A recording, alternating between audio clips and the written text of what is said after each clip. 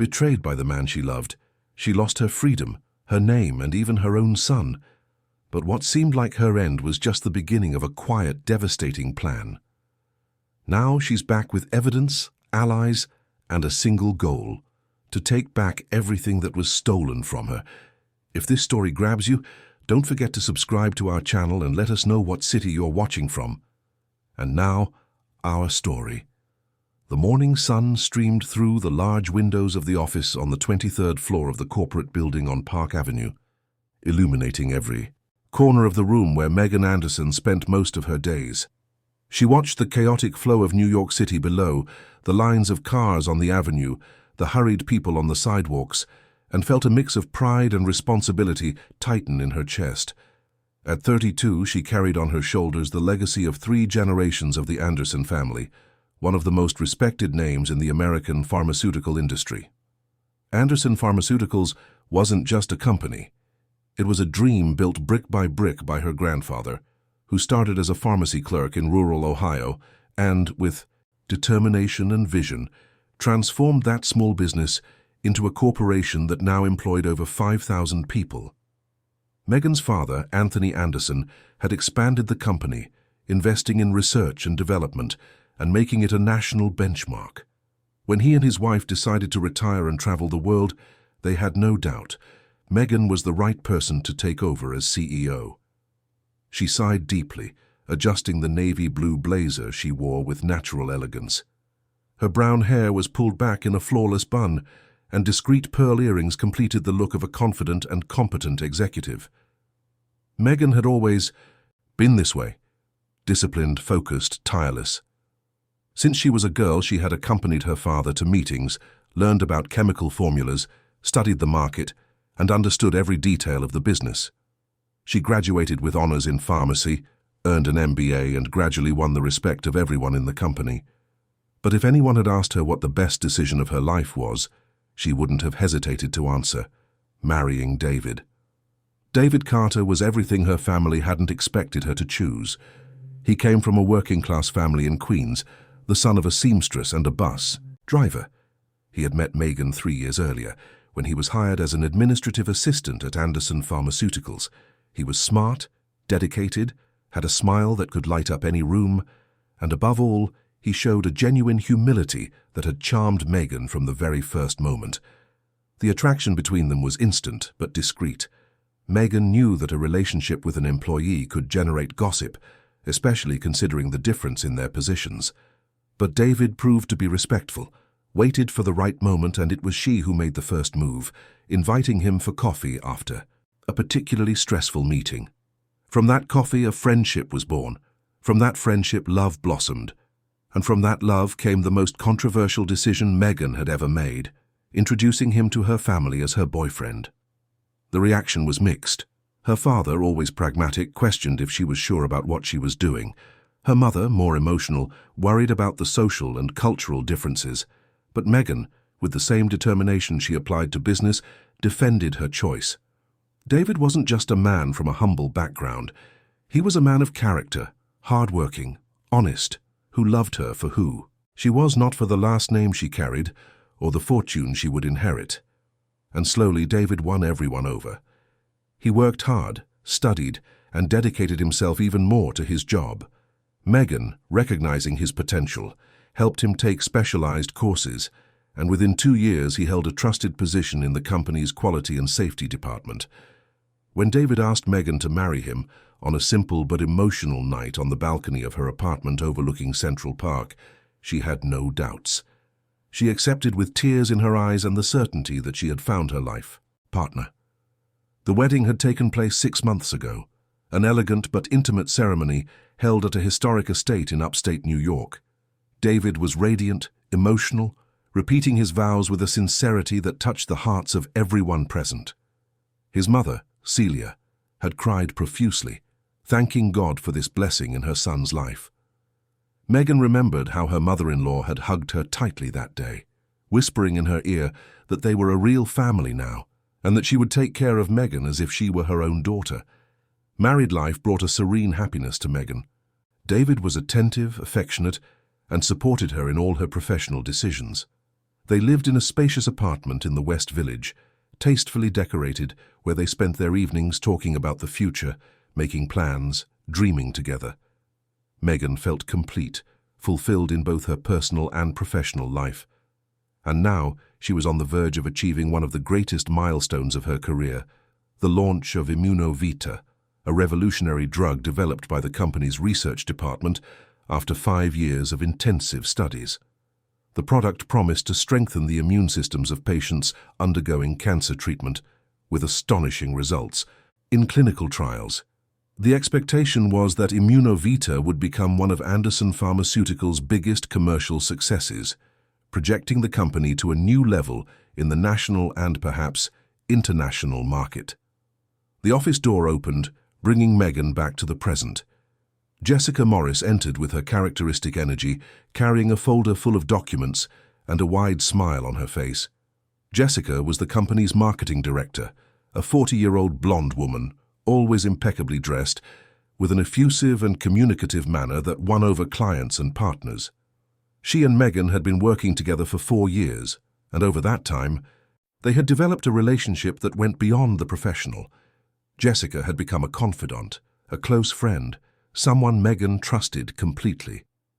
"Megan, you look amazing today, as always," Jessica exclaimed, approaching the desk. "I brought the latest updates on the Immunovita launch campaign. The market research numbers are incredible. We're going to kill it." Megan smiled, feeling her friend's contagious enthusiasm. Jessica had a gift for making everything seem lighter, more possible. They spent the morning reviewing strategies, discussing details of the presentation that would take place the following week for investors and the specialized press. Everything had to be perfect. There was no room for error. During the meeting, David appeared briefly at the door, waving discreetly. Megan's heart sped up, as it always did when she saw him. He looked handsome that day, in a light blue dress shirt that highlighted his dark eyes. She motioned for him to come in. "Sorry to interrupt," he said with a shy smile, looking first at Megan, then at Jessica. "I just wanted to confirm if we're having lunch together today. I was thinking of booking that Italian place you love." Megan felt a warmth in her chest. David always made these gestures, small attentions that made her feel special. "Of course, honey. I'll finish up here at 11:30 and meet you at reception." Jessica watched the scene with a seemingly genuine smile. "You two are the perfect couple, you know. It's beautiful to see how David treats you, Megan. You deserve all this happiness." Megan thanked her with her eyes as David said goodbye and left the office. As soon as the door closed, Jessica leaned forward, lowering her voice slightly. "So have you told him the news yet?" Megan blinked, confused. "What news?" Jessica laughed, giving her friend's arm a gentle pat. "Oh, Megan, I know you. You've got that special glow in your eyes. You're pregnant, aren't you?" Megan's heart raced. She hadn't told anyone, not even David. She had her suspicions, of course. The missed period, the unusual fatigue, the heightened sensitivity. But she hadn't yet had the courage to take a test, maybe for fear of being disappointed, maybe because she wanted to choose the perfect moment to confirm it.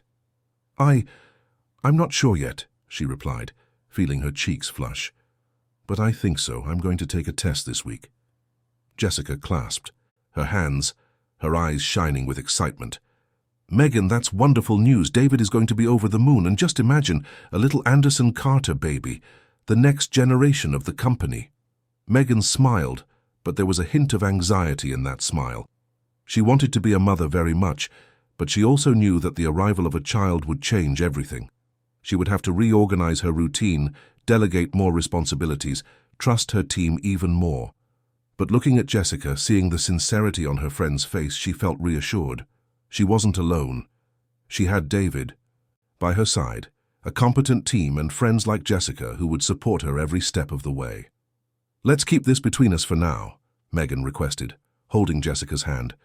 "I want to be sure before I announce it." "You got it, sweetie. Your secret is safe with me," Jessica assured her with a warm smile. The two returned to their work, diving into the final details of the launch campaign. The rest of the morning passed quickly, filled with phone calls, approvals of graphic materials, and virtual meetings with the sales team. When Megan finally looked at the clock, it was already past 11:20. She said goodbye to Jessica, grabbed her purse and went down to meet David. He was waiting in the lobby, scrolling through his phone, and when he saw her, his face lit up. Megan felt that tightness in her chest again, that certainty that she had made the right choice. David was her safe harbor, her partner, the man with whom she wanted to build a family. Lunch was delicious and peaceful. They talked about the final preparations for the Immunovita launch, about their plans for the weekend, about the small things of daily life that were actually big things when shared with someone you love. Megan almost told him about the possible pregnancy, but decided to wait. She wanted to be sure, to do something special, to make that moment unforgettable. David, for his part, seemed a bit distracted. At one point, Megan noticed him checking his phone frequently, as if he were waiting for an important message. "Is everything okay, honey?" she asked, touching his hand across the table. David looked up, forcing a smile. Yeah, it's just, we're having some issues in the lab. Nothing serious, but I need to keep an eye on it." Megan nodded, understanding. She knew what it was like to have responsibilities weighing on your shoulders. "If you need to go back early, it's no problem, I get it." No, he replied quickly, squeezing her hand. "This moment is ours. Work can wait." They finished lunch talking about a possible trip they would take on vacation. David dreamed of visiting Europe, and Megan was already mentally planning an itinerary that included Paris, Rome, and Lisbon. It would be the honeymoon they hadn't had time for right after the wedding, due to the intense work on the new drug launch. When they returned to the company, the afternoon had turned hot, typical for a New York March. Megan went up to her office while David headed to the quality department. She had a pile of contracts to review and sign before the end of the day. She sat at her desk, turned on her computer, and dove into her work. The hours passed without her noticing. The phone rang a few times, emails arrived incessantly, and team members came in and out with documents for approval. Megan was so focused that she didn't even notice when the sky outside began to darken, heralding one of the sudden thunderstorms so common in the city. It was then that the door burst open. Jessica entered, her face pale, her eyes wide. She was holding her phone, and Megan noticed she was trembling. "Megan," she said, her voice shaky, "something happened in the lab." Megan's heart went cold. She shot up from her chair, her legs feeling weak. "What? What happened?" Jessica approached, holding out her phone for Megan to see the screen. It was a message from the company's internal emergency group. The words jumped off the screen, each one a blow. "Toxic leak, employee hospitalized, lab sealed, emergency protocol activated." Megan felt the world spin around her. She grabbed the phone, reading and rereading the message, trying to process the information. A toxic solvent leak in Lab 3, the same lab where the final test batches of Immunovita were stored. An employee was in the hospital. The FDA had already been notified. The press probably already knew. "Where's David?" Megan asked, her voice louder than she intended. "He's downstairs on the ground floor coordinating the evacuation," Jessica replied. "The security team is sealing off the area." "Megan, this is really serious. If the media gets a hold of this—" "I know," Megan cut her off, already walking toward the door. "I know what this means." She rushed down the stairs, her heart pounding, her mind racing to assess all possible scenarios. An accident of this magnitude could destroy the company's reputation. Built over decades, it could jeopardize the launch of Immunovita. It could cost jobs, contracts, partnerships. And worse, someone was injured, possibly in critical condition. When she reached the ground floor, she found a scene of controlled chaos. Employees were being directed out of the building. Ambulances were parked at the entrance, and firefighters were moving about with safety equipment. And in the center of it all, coordinating the teams, was David. He saw her and ran in her direction, his face etched with worry. "Megan, thank God. Are you okay?" "I am," she replied, trying to keep her voice steady. "What happened exactly?" David took a deep breath, running a hand through his hair in a nervous gesture. "It was in Lab 3. Someone left a bottle of carbon tetrachloride improperly sealed overnight. The gas built up, and when the technician, Julio, went in this Morning and turned on the light, there was a reaction. He inhaled a considerable amount before he could get out. Megan felt her legs give way. Carbon tetrachloride was a highly toxic solvent used in specific stages of the manufacturing process. They had strict safety protocols precisely to prevent this type of incident. How could this have happened? "I don't know," David answered, and there was something in his voice, a tension that went beyond concern for the accident. "But Megan, there's more. The FDA inspectors are already on their way, and the press is calling non-stop. This is going to be a scandal." Megan closed her eyes for a moment, trying to organize her thoughts. She needed to act fast, make decisions, protect the company, and above all, ensure that the injured employee received all necessary medical care. "Here's what we're going to do," she said, switching back to executive mode. "You coordinate the technical team to identify the exact cause of the leak. I'll talk to our legal department and the PR team. We need to be transparent, but we also need to protect the company." David nodded, but there was something in his eyes, a hesitation that Megan couldn't decipher at that moment. She didn't have time to think about it now. There was a crisis to manage, and she was the CEO. The responsibility was hers. The next few hours were a blur of emergency meetings, tense phone calls, and difficult decisions. Megan spoke with lawyers, the HR director, and the communications team. The hospitalized employee's family was contacted, and the company pledged to cover all medical costs and provide all necessary assistance. The lab was sealed, samples were collected for forensic analysis, and a detailed report began to be prepared. When Megan finally got a moment to breathe, it was past 10 at night. She was in her office alone, looking out the window at the illuminated city below. She felt exhausted, emotionally drained, and for the first time since she had heard the news of the accident, she allowed herself to feel fear.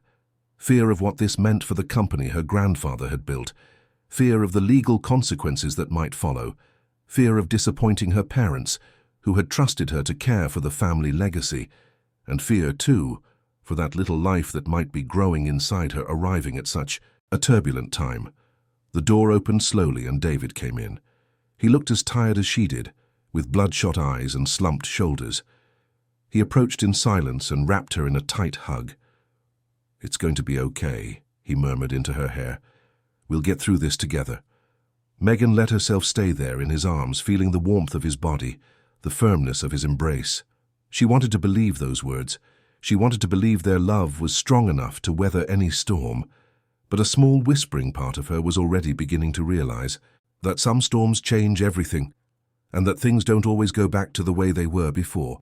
And as the city outside continued its frantic pace, indifferent to the personal dramas unfolding in every corner, Megan Anderson held on tightly to her husband, never imagining that this hug would be the last moment of peace before her life completely fell apart.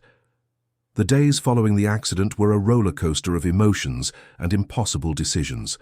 Megan could barely sleep, waking up in the middle of the night with her heart racing, thinking about every detail, every safety procedure, every signature she had given in recent months. The hospitalized employee, Julio Mendez, a 53-year-old father of 3, was in critical condition in the ICU at Mount Sinai Hospital.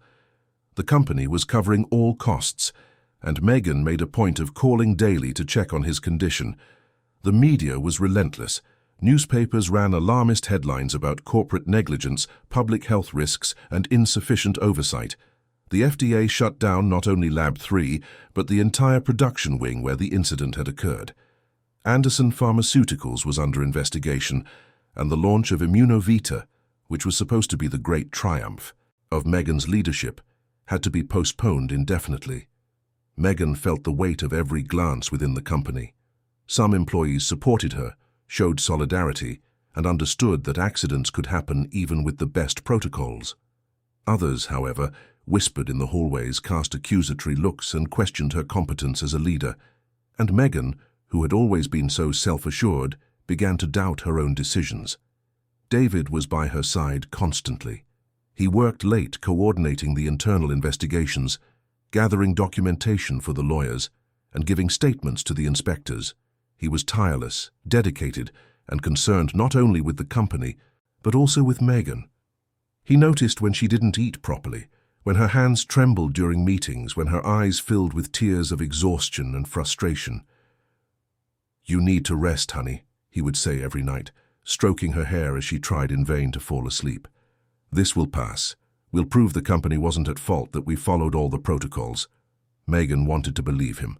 But with each passing day, the evidence seemed to point in another direction. The preliminary investigation indicated that someone had violated safety procedures, leaving the solvent bottle improperly sealed and outside its designated cabinet, and most worryingly, the lab's monitoring system showed that someone had turned off the security cameras the night before the accident. "This doesn't make sense," Megan repeated in every meeting with the lawyers. "We have strict protocols.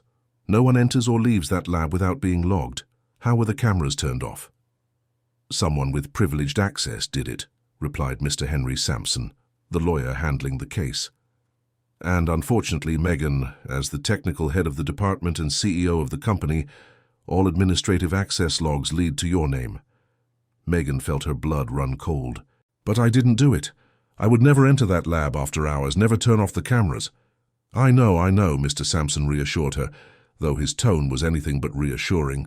"But on paper, the responsibility is yours, and the DA's office is pushing for a quick resolution.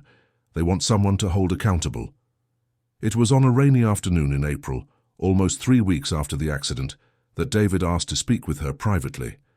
They were in Megan's office, the sky outside heavy with dark clouds, the sound of rain against the windows creating a heavy, melancholic atmosphere.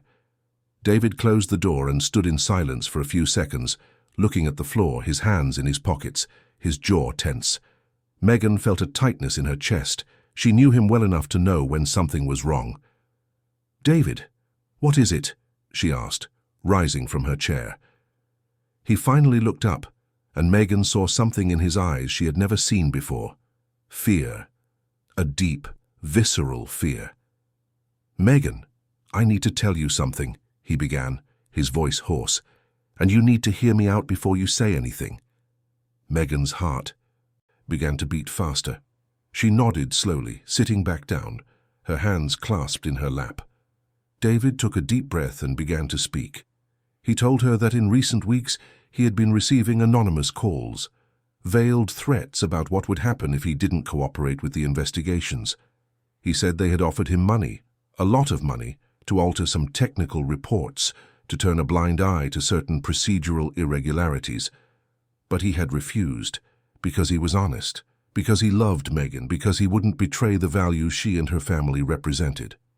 However, he continued, his voice growing quieter, the situation was becoming unbearable. The pressure from the DA's office was immense. The company's lawyers were suggesting that someone needed to take technical responsibility for the accident so the investigation could move forward and operations could resume, and that someone inevitably would be her. Megan felt as if the floor was opening up beneath her. "What are you saying, David?" He approached, kneeling beside her chair, holding her hands urgently. "I'm saying they want you to take the blame for the accident, not because you're guilty, but because you're the technical head, because your name is on all the documents." "But that's absurd," Megan said, trying to pull her hands away, but David held them tighter. "I didn't do anything wrong. Why would I take the blame for something that isn't my fault?" "Because if you don't, the company will go under," David replied, and there were tears in his eyes now. "The inspectors will shut everything down. We'll lose contracts, suppliers, investors. Thousands of people will lose their jobs. Your family's legacy will be over." Megan yanked her hands free, standing up abruptly. "Are you crazy? You're asking me to lie, to take criminal responsibility, to destroy my own reputation." David stood up too, trying to touch her face, but she moved away. "It's not like that, honey. It would be temporary. The lawyers are already negotiating a deal. You'd take responsibility, pay a fine, maybe be suspended from the company for a while, but then when everything calmed down, you'd come back. I would take care of everything in the meantime. I would protect the company, protect your legacy." Megan stared at him, incredulous. "And you think I would accept that? That I would throw away everything I've built, my reputation, my career for what? To save the company?" To save jobs, Megan, David retorted, his voice gaining an almost desperate urgency. To save hundreds of families who depend on Anderson Pharmaceuticals, to protect your grandfather's dream, your father's work, and to protect us. Megan felt tears burn her eyes. Protect us? From what? David hesitated, and in that hesitation, Megan saw something that chilled her to the bone. He knew something he wasn't telling her. David, what aren't you telling me? He looked away, running his hands over his face in a gesture of exhaustion and despair. Nothing, honey. I'm just thinking about us, about our family. And that's when Megan remembered. The pregnancy.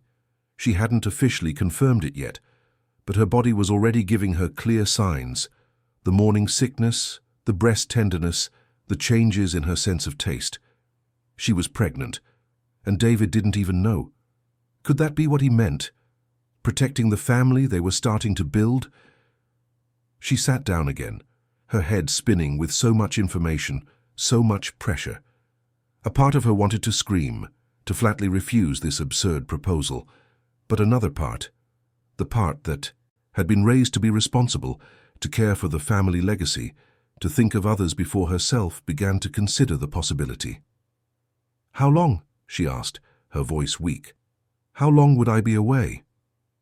2 years, Max, David answered quickly, as if he had the answer memorized. The lawyers would get a favorable deal. You'd pay the fine, be under house arrest for a few months, then on parole, and I'd be here, taking care of everything, waiting for you to come back. Megan closed her eyes, trying to organize her thoughts. 2 years. 2 years of her life, of her career, of the beginning of motherhood. But if it saved the company, if it protected hundreds of jobs, if it preserved the legacy her grandfather had built with so much sacrifice. I need to think, she said finally. David nodded, approaching again, and this time she didn't pull away when he hugged her. I know it's a lot, but Megan, I love you, and I promise I will take care of everything, that I'll be here waiting when you get back, that our life will go back to normal. Megan wanted to believe him. She needed to believe him, because if she didn't believe in David, who else could she trust? That night at home, Megan took the pregnancy test. 2 pink lines appeared on the small plastic display, confirming what she already knew. She was pregnant. She was going to be a mother.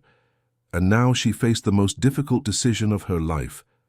She looked at the test in her hands, tears streaming silently down her face.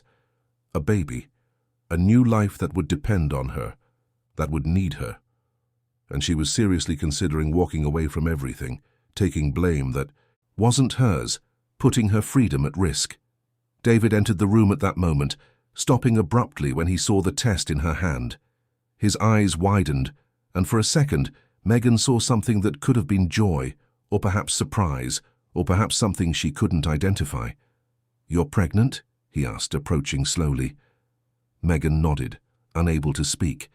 David wrapped her in a tight hug, and she felt his body tremble. When he spoke, his voice was choked with emotion. Megan, this changes everything. You can't take this responsibility now, not while you're pregnant. It would be insane. But Megan had already made her decision, or perhaps the decision had been made for her, by the circumstances, by the pressure, by misplaced love, and the naive hope that everything would work out in the end. It's precisely because I'm pregnant that I have to do this, she said, her voice gaining a firmness she didn't feel.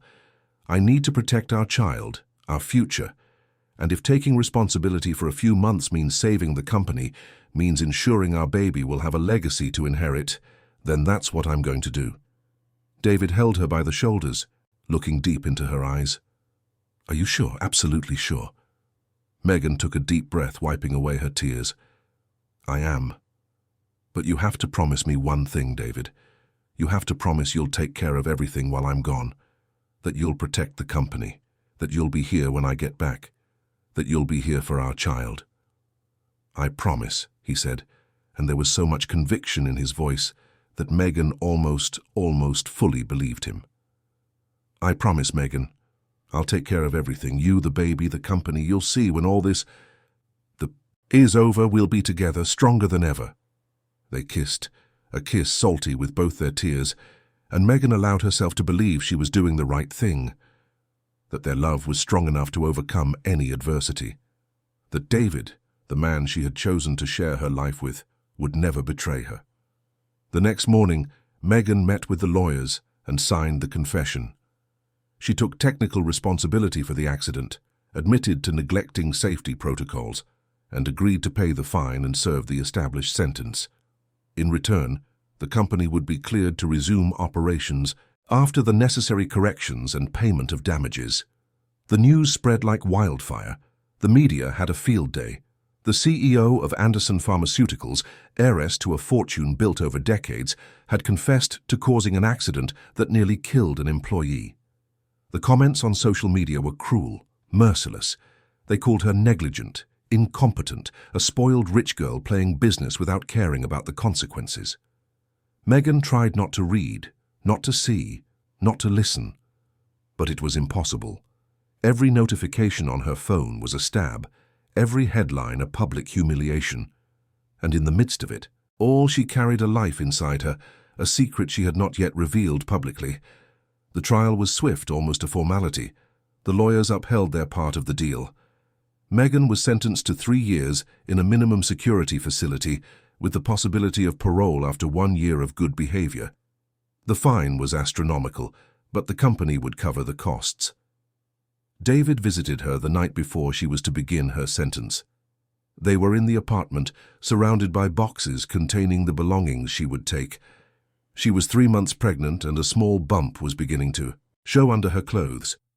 "I'm going to miss you every day," David said, holding her hands, "but I'll take care of everything, just like I promised. And when you get out, we'll get married again. We'll start over. We'll build the life we always dreamed of." Megan forced a smile, though her heart was broken into 1,000 pieces. "Take care of the company, David. Take care of my family's legacy. That's all I ask." "You can count on it, honey. The company will be bigger and better than ever when you get back. And take care of our baby," she added, placing his hand on her belly. "No matter what happens, protect our child." "With my life," he promised, and Megan saw tears in his eyes. "With my life, Megan." The next morning, Megan turned herself in to the authorities. Jessica was there, crying profusely, hugging her tightly and promising to visit often. Celia, her mother-in-law, also showed up, holding her hands and saying she would pray for her every day, that what was happening was unfair, that God was just, and everything would be resolved. When the gates of the correctional facility closed behind her, Megan felt as if a door to her life was being shut forever. She lightly touched her belly where her child was growing and made a silent promise.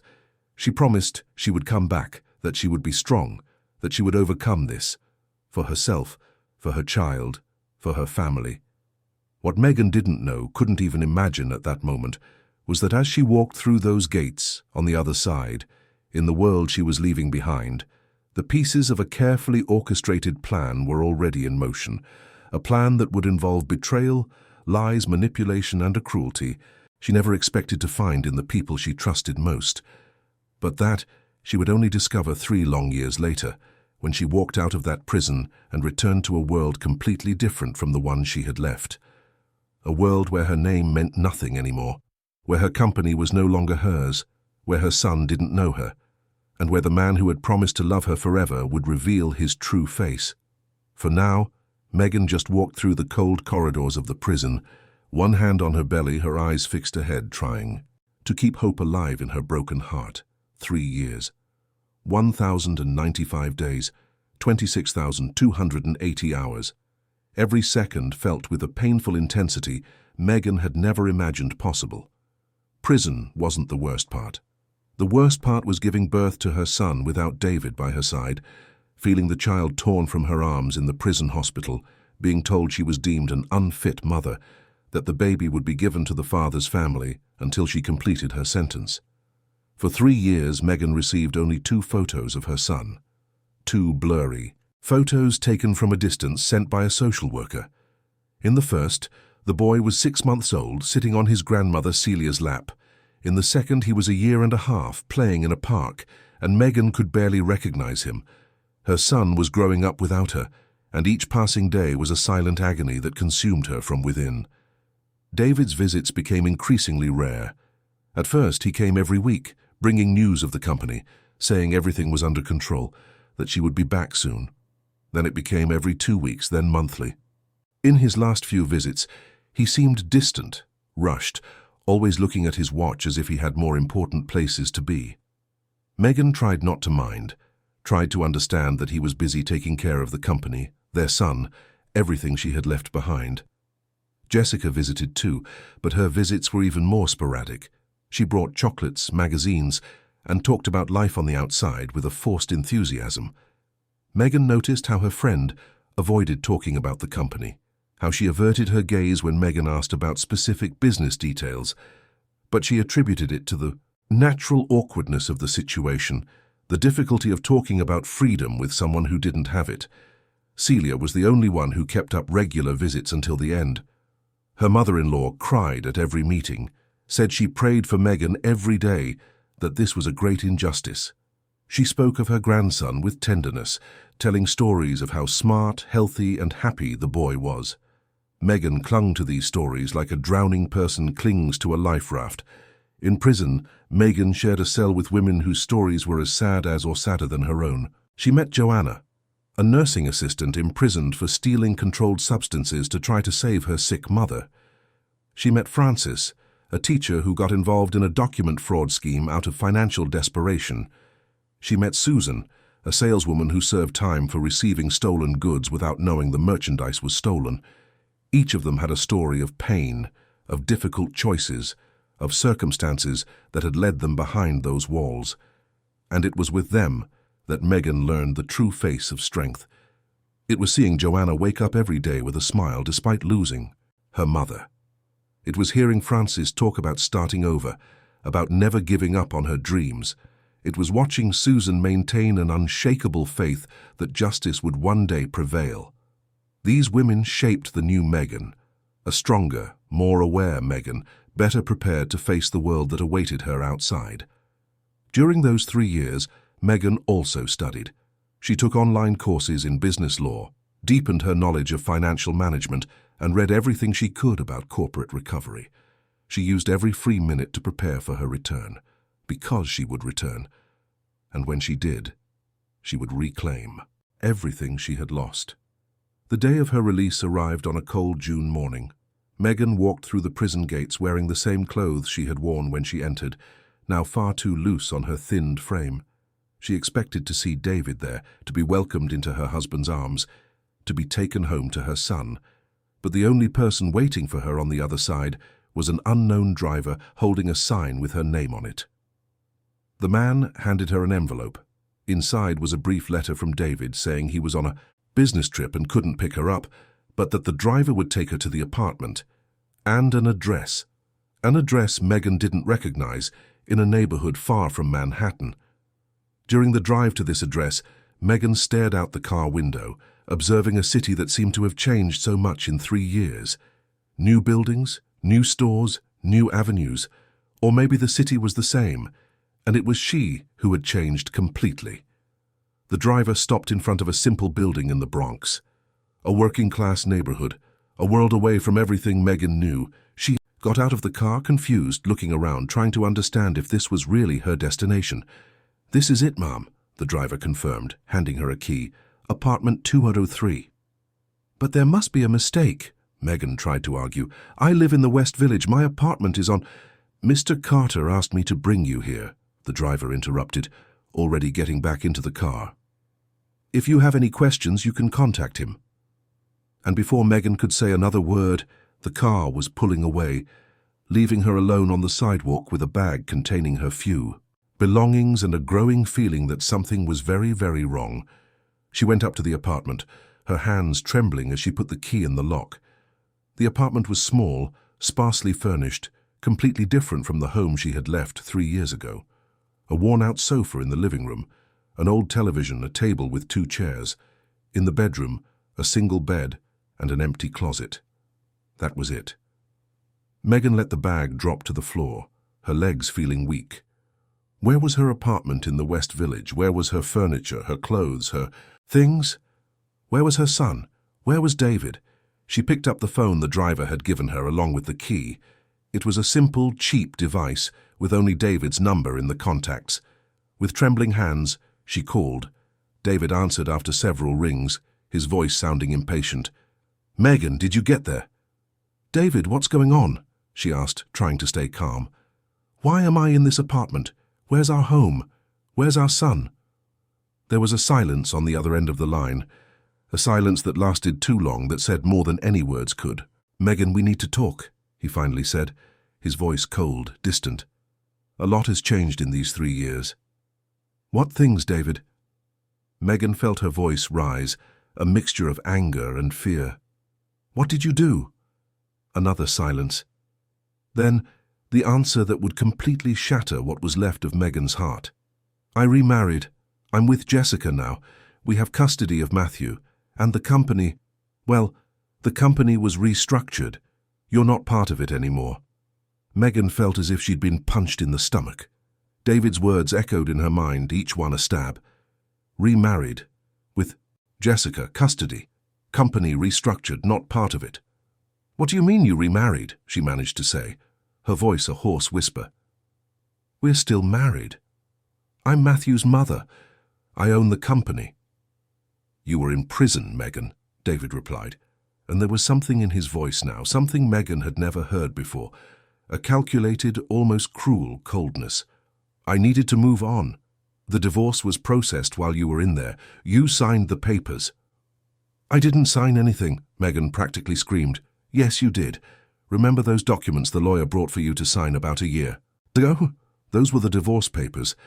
And as for the company, well, you signed over your shares as part of the settlement for the accident damages. It's all documented, all legal."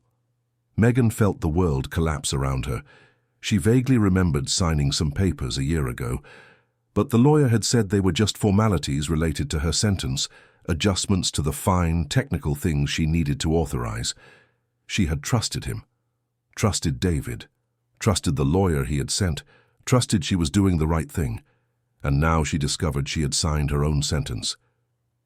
"You betrayed me," she said, tears starting to stream down her face. "You planned all of this, you and Jessica, you used me." "It's not like that," David began, but Megan cut him off. "Where is my son? I want to see my son. Now." "That's not going to be possible, Megan. Matthew doesn't know you. It would be traumatic for him to meet you like this so suddenly. We need to do this gradually, with psychological counseling." "He's my son," Megan screamed, all her restraint breaking. "I carried him, I gave birth to him, he's my son, and I want to see him." "Jessica and I have custody," David said, his voice even colder. "The judge decided that given the circumstances, you're not fit to be a mother right now. You have the right to supervised visits, but they have to be scheduled and approved." Megan hung up the phone, unable to listen anymore. She fell to her knees on the cold floor of that strange, empty apartment and cried. She cried for everything she had lost, for the naivety that had led her here, for all the misplaced trust.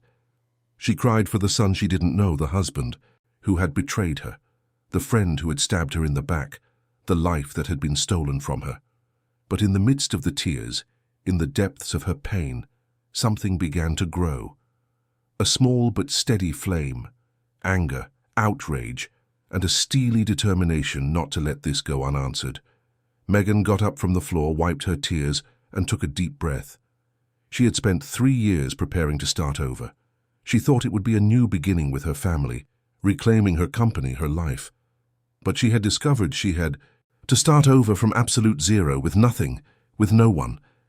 But she was no longer the naive Megan who had entered that prison. She was stronger now, wiser, and she would not let herself be destroyed. The following days were a whirlwind of painful discoveries. Megan went to the county clerk's office and confirmed the divorce. She went to the Secretary of State's office and saw that her name had been removed from Anderson Pharmaceuticals. The company now belonged to David Carter, who held the position of CEO, and Jessica Morris, who was vice president. Megan no longer had any shares, any connection, any rights. She went to the bank and discovered her accounts were empty. All the money she had, all the inheritance she had received from her parents, had been transferred to pay the fines and damages related to the accident. She had nothing left, no money, no assets, not even a photograph of her son. Megan tried to contact her parents who were living in Europe, but the number she had no longer worked, and when she managed to speak with the hotel where they used to stay, they said Anthony and Helena Anderson had been there over a year ago but left no contact information. It was as if everyone had disappeared from her life, as if she had been erased from existence. It was in a moment of deep despair, sitting in that empty apartment in the Bronx, that Megan received an unexpected call. The number was unknown and she hesitated before answering. "Megan Anderson?" a male voice asked, formal and controlled. "Yes," she answered, suspicious. "My name is Robert Miller. I was a friend of your father's. I need to speak with you in person. It's important." Robert Miller. The name sounded vaguely familiar, but Megan couldn't place a face. "Who are you? What do you want with me?" "I'm a businessman. Your father and I did business together for many years. He asked me to look out for you if anything happened. And well, it seems something has happened." Megan felt a flicker of hope. "You know my father? Do you know where he is?" "I do. And there are many things you need to know about everything that's happened these past 3 years. But I can't talk over the phone. Can we meet tomorrow? There's a cafe on Park Avenue near the old Anderson Pharmaceuticals headquarters." Megan agreed, writing down the address. When she hung up, she stared at the phone in her hands, trying to process this new information. Who was this Robert Miller? Why had her father asked him to look out for her? And most importantly, what did he know about David and Jessica? That night, Megan barely slept. Her mind worked frantically, assembling and dismantling theories, remembering details that had seemed insignificant at the time, but now took on new meaning. The way Jessica was always around when important decisions were made, how David had insisted so, strongly that she take the blame for the accident, how the two of them had become so close in the months before her imprisonment. She had been blind, completely blind.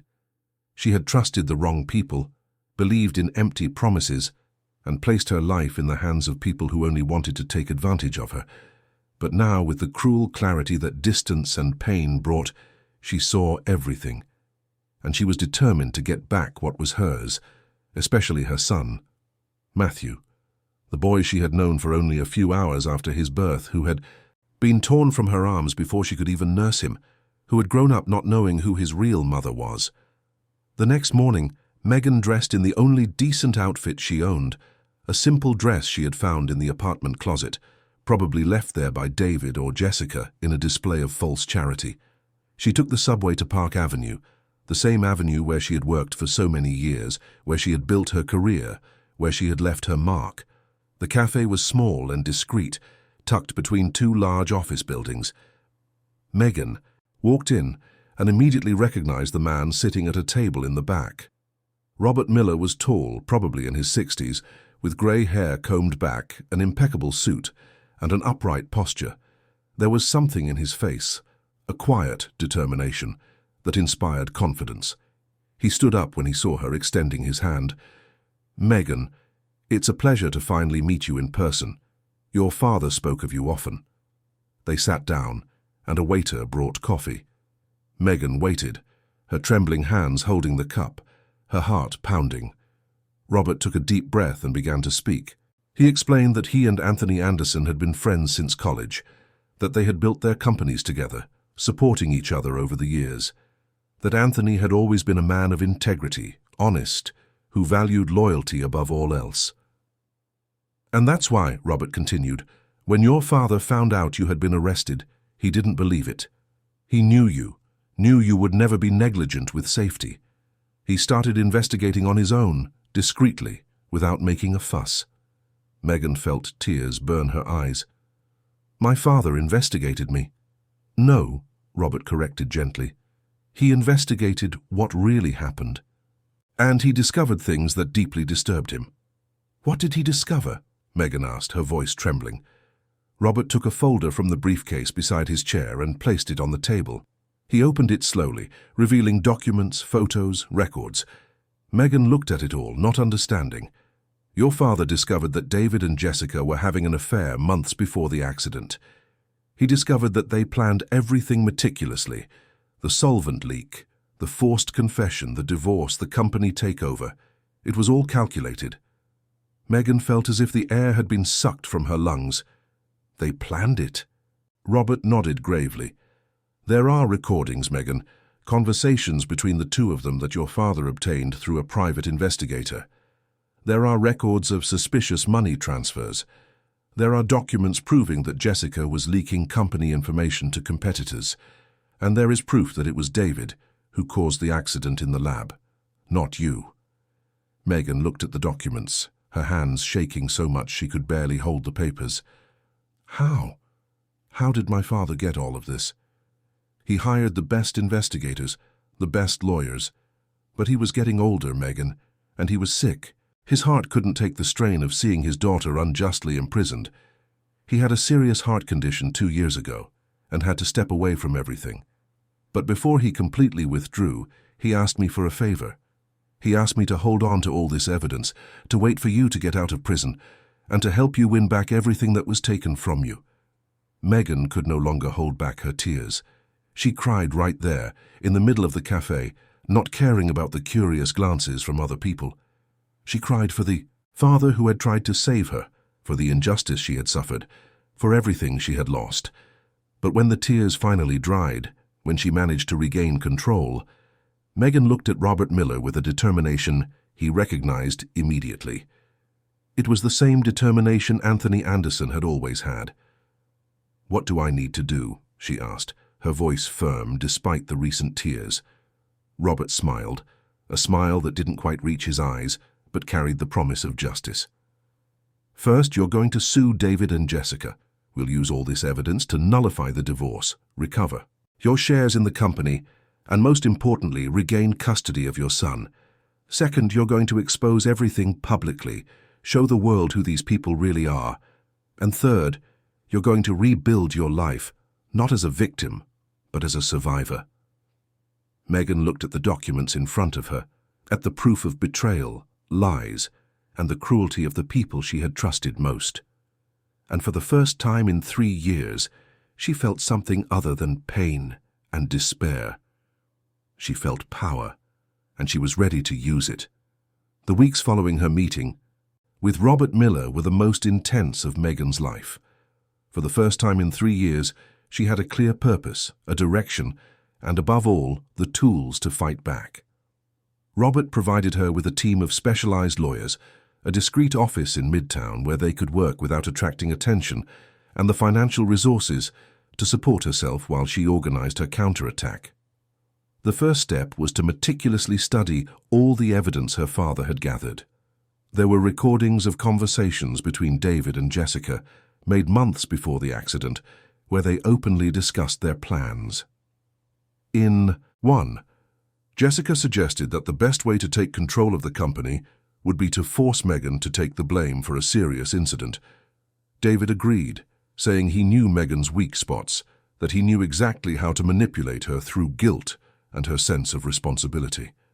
Listening to those recordings was like being stabbed repeatedly in the heart.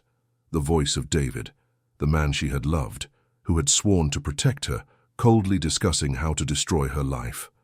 The voice of Jessica, the friend she had trusted, laughing at Megan's naivety, mocking how easy it would be to deceive her. There were also bank documents showing suspicious transfers from Jessica to shell companies, fraudulent contracts signed in the months leading up to the accident, emails exchanged with competitors of Anderson Pharmaceuticals offering privileged information in exchange for money, all meticulously documented by the investigators hired by Anthony Anderson. But the most devastating piece of evidence was a video, a security recording from a hallway adjacent to Lab 3, which clearly showed David and Jessica entering the area late at night, 2 weeks before the accident. The main lab cameras had been turned off, but this secondary camera, installed to monitor an emergency access point, had kept running. In the video, the two could be seen entering hand in hand, staying inside for nearly an hour and leaving in a hurry. And the next day, the bottle of carbon tetrachloride was found improperly sealed and out of place. With this evidence in hand, Paul Andrews, the lead attorney assigned by Robert, developed a three-pronged strategy. First, they would file a lawsuit to nullify the divorce and the transfer of assets, alleging fraud and coercion. Second, they would press criminal charges against David and Jessica for perjury, embezzlement, and conspiracy. Third, and most importantly, they would file for emergency custody of Matthew, presenting the evidence that the current custody arrangement had been obtained through lies and manipulation. But before taking legal action, Megan needed to do something Robert considered essential. She needed to strengthen herself emotionally to be prepared for the public confrontation that would follow. Because exposing David and Jessica would also mean publicly reliving her own pain, her own error in judgment. It was Robert who suggested Megan see a therapist. Dr. Brenda Collins was a psychologist specializing in trauma and new beginnings, and in their weekly sessions, Megan learned to process not only the betrayal but also to forgive herself for trusting too much, for loving without reservation, for believing in promises that were never meant to be kept. "You weren't naive, Megan," Dr. Collins said in one session. "You were human. You loved genuinely, and they abused that love. The blame was never yours. Never." While preparing emotionally, Megan also began to rebuild herself physically. She bought new clothes, had her hair cut and colored, and started exercising again. She needed to feel strong, look strong, be strong, because she knew that when she finally confronted David and Jessica, they would try to use her appearance, her situation, anything to diminish her. And she would not allow it. 2 months after her release from prison, Megan was ready. The lawsuits were filed on a Monday morning, and on Tuesday the news exploded in the media. Former CEO of Anderson Pharmaceuticals accuses husband and partner of conspiracy and fraud. The headlines were everywhere, and this time the narrative was different. This time Megan wasn't the villain. She was the victim who had finally found her voice. David immediately went into damage control. He gave interviews denying everything, claiming Megan was resentful and lying, that it was a desperate attempt to win back what she had lost through her own actions. Jessica remained silent, but her social media was flooded with furious comments from people who now saw her true colors. The turning point came when Paul Andrews publicly presented the most damning evidence. In a carefully orchestrated press conference, he played excerpts from the recordings, showed the bank documents, and finally presented the security video showing David and Jessica entering Lab 3 the night before the accident. The reaction was immediate and devastating for the couple. Investors began pulling their money from the company. Business partners terminated contracts. Employees, outraged to discover they had been deceived, organized protests. Public opinion swung completely in Megan's favor. She became a symbol of resilience, of courage, of a woman who refused to be destroyed by those who should have loved her.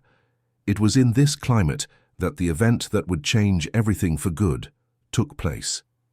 The American Pharmaceutical Industry Association held an annual charity gala, bringing together the top executives and personalities in the sector.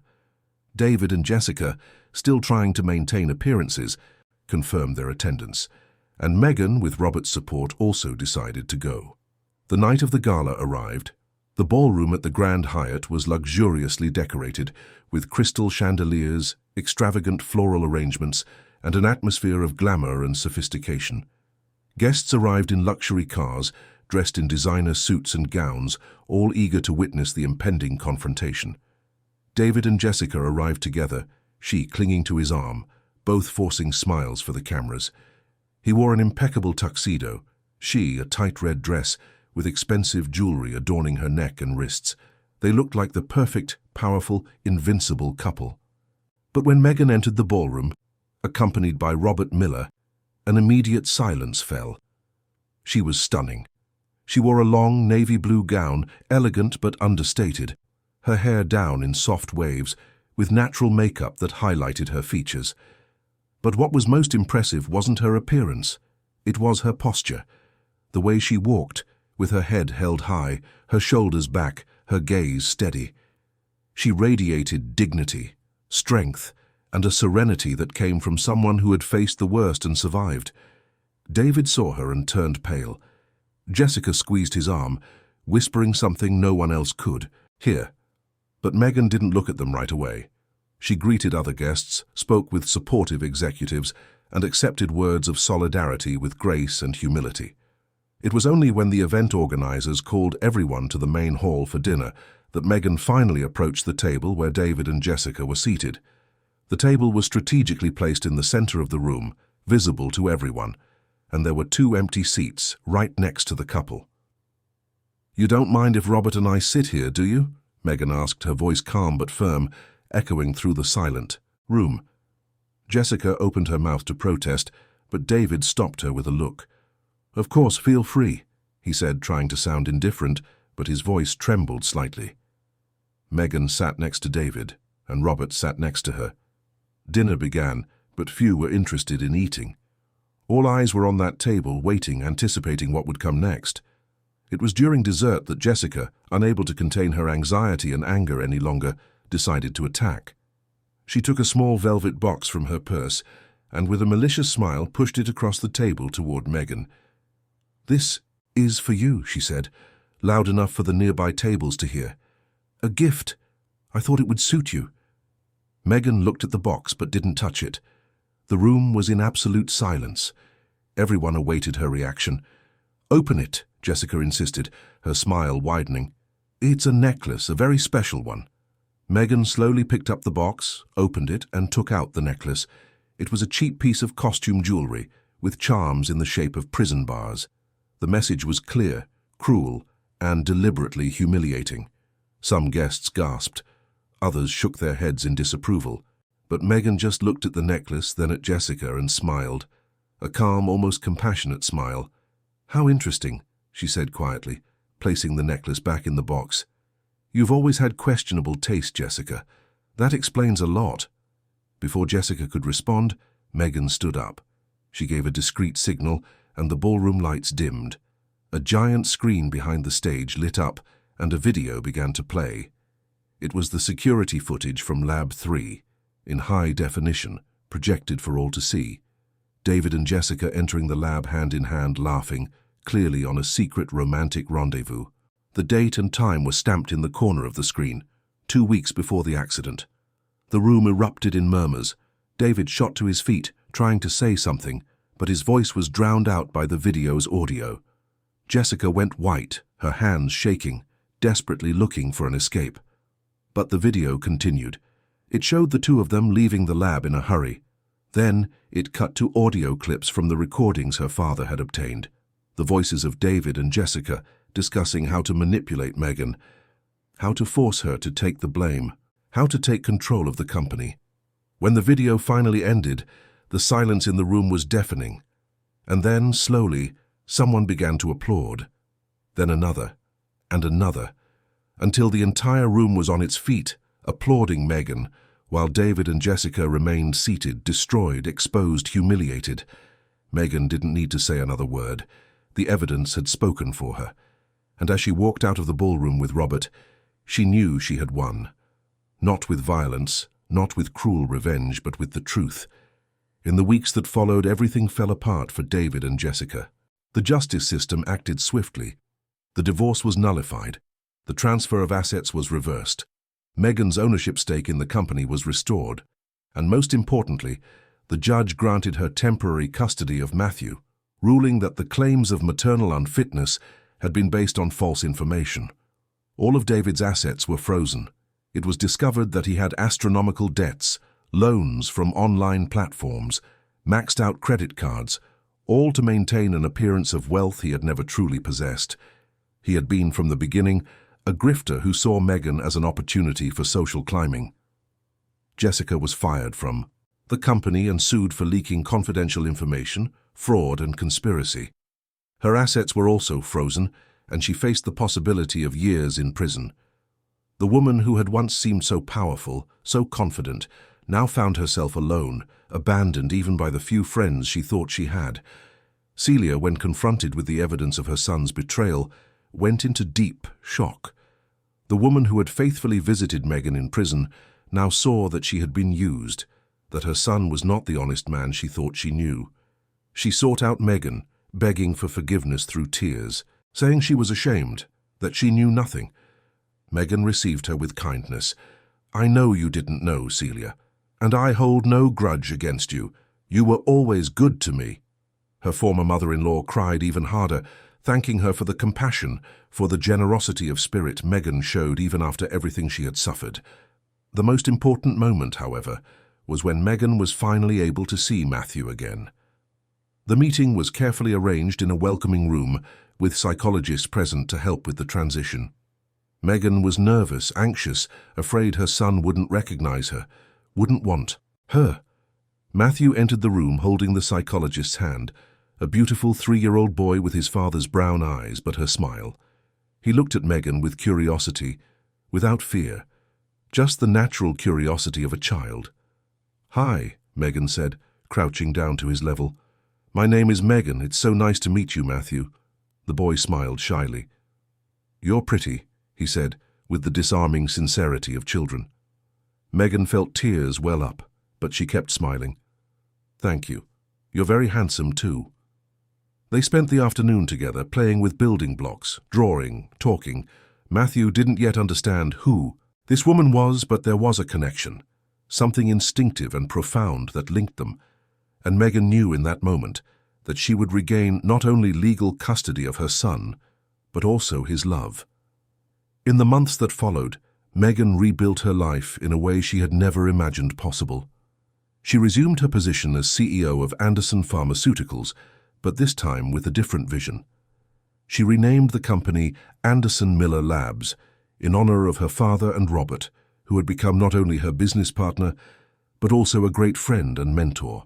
Under her renewed leadership, the company launched rigorous corporate ethics programs, created a fund to support women victims of domestic violence and psychological manipulation, and implemented workplace safety protocols that became a benchmark in the industry. Immunovita, the drug that should have been launched years earlier, finally reached the market, saving lives and solidifying the company as a leader in innovation. Megan also founded the Second Chance Institute, a non-profit organization dedicated to helping women leaving the prison system reintegrate into society, offering job training, psychological support, and employment opportunities. Joanna, Francis, and Susan, her former cellmates, were the first beneficiaries of the program, and today they work at Megan's own company in positions of respect and responsibility. As for David, he made one last attempt to win Megan back. He showed up at her house on a rainy night, 6 months after the public exposé. He was thin, gaunt, with deep dark circles under his eyes and wrinkled clothes. He knocked on the door insistently until Megan answered. "Megan, please," he begged, tears streaming down his face. "I made a terrible mistake, the biggest mistake of my life, but I still love you, I still love our son. Please give me a chance to fix everything. We can start over, be a family again." Megan looked at him without anger, without hatred, only with a distant sadness, as one looks at a stranger they once knew. "David," she said calmly, "you never loved me. You loved what I represented, what I could give you. You didn't just destroy my life, you destroyed your own, out of greed, ambition, and a lack of character. And that can't be fixed." She took an envelope from her pocket and handed it to him. It was the divorce papers, this time real, legal, final. David looked at the documents in despair, but didn't try to argue. He knew he had lost not only Megan, but any chance of redemption. "And as for you," Megan continued, her voice growing firmer, "you will have supervised visits with Matthew, because despite everything, he is your son too. But you will never be a part of my life again. You will never have power over me again. You are free to go and rebuild your own life, if that's even possible, but far away from me." David left with the papers in his hands, his shoulders slumped, a man, destroyed by his own choices. And Megan closed the door, not with anger, but with relief. That chapter was finally closed. Today, 5 years after her release from prison, Megan is sitting in the office that once belonged to her father, looking out the window at Park Avenue below. Matthew is in the next room doing his homework, occasionally shouting a question that she answers with patience and love. The boy is now 8 years old, smart, affectionate, and finally knows and loves his real mother. Robert knocks on the door and enters with a smile. The meeting is about to start. The international investors are eager to hear about our new projects. Megan smiles, picking up the documents on her desk. She is no longer the naive woman who trusted blindly, but she is also not the bitter woman she could have become. She is something better, a woman who knows her worth, who is not afraid to fight for what is right, who transforms pain into purpose. She didn't win by destroying those who tried to destroy her. She won by rebuilding herself, by offering dignity where she received cruelty, by creating opportunities where she faced barriers. Her victory was not the downfall of her enemies, but her own rise. And as she walks to the conference room, passing the hallway where photographs of 3 generations of the Anderson family adorn the walls, Megan knows her grandfather would be proud. Her father, wherever he is, would be too, because she didn't just preserve their legacy. She transformed it into something greater, something that goes beyond business and touches lives, that offers hope to those in need, that proves it's always possible to start over. The woman who was unjustly imprisoned, betrayed by her own husband and robbed of everything she had built, is now a symbol of resilience, leadership, and justice, not through the destruction of others, but through the reconstruction of herself. And that, perhaps, is the truest and most powerful form of victory. Dear listeners, we hope Megan's story has touched your heart. If you were moved by this journey of resilience, betrayal, and new beginnings, hit that like button, subscribe to our channel, and tell us in the comments what stood out to you the most. Every day we bring you intense stories like this one, revealing the deepest side of the human soul and reminding us that no matter how hard the fall, it's always possible to get back up, stronger and wiser. We'll see you in the next episode with another story that will stir your emotions and make you reflect on courage, dignity, and the true meaning of victory.